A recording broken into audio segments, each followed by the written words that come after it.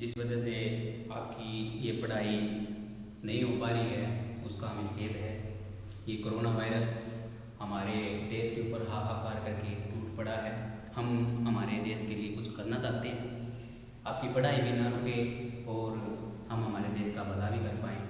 तो इसी को मद्देनज़र रखते हुए अब हम हमारा 12th का कुछ मैथ्स के बारे में पढ़ने वाले हैं। हम हमारा 3rd चैप्टर जो है मैट्रिक्स, उसके बारे में पढ़ेंगे। चैप्टर का नाम जो है वो मैट्रिक्स। ये मैट्रिक्स होता क्या है? मैट्रिक्स कोई भी कंपनी है, कोई भी, जैसे कि हमारा स्कूल का ही बायोडाटा है, टीचर के बारे में लिखना हो, उनकी सैलरी के बारे में, या फिर कोई भी कंपनी में कुछ चीज़ें बनी हो, कुछ भी सामान बना हो, तो उसके बारे में बताने के लिए इसका यूज़ किया जाता है। इसमें रो और कॉलम होते हैं। जो इस तरह लाइनें होती हैं उनको हम रो बोलते हैं, और जो इस तरह होती हैं उनको हम कॉलम बोलते हैं।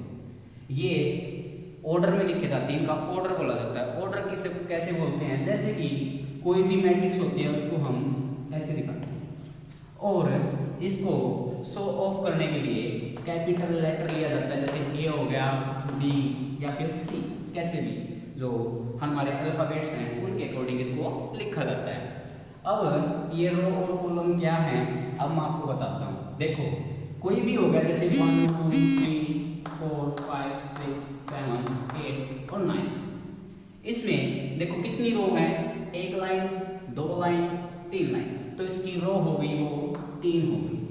और इसी के साथ अब हम पढ़ते हैं कॉलम के। जो ये खड़ी लाइनें हैं इनको हम क्या बोलते हैं? कॉलम बोलते हैं। 1 2 3, यानी कि पूरी की पूरी कॉलम तो एक है, लेकिन एलिमेंट चेक करें तो ये क्या हो गई?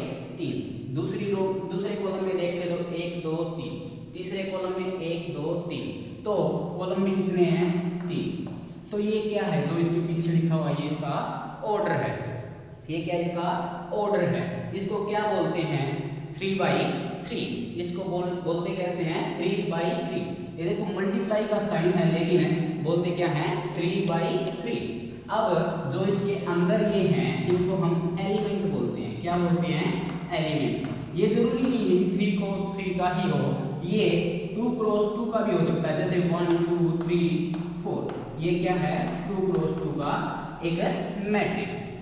अब कभी भी कोई भी मैट्रिक्स का अगर सम करना हो, ऐड करनी हो, जैसे कि कोई मैट्रिक्स ए है, कोई मैट्रिक्स बी है, इनका सम करना हो तो इसके लिए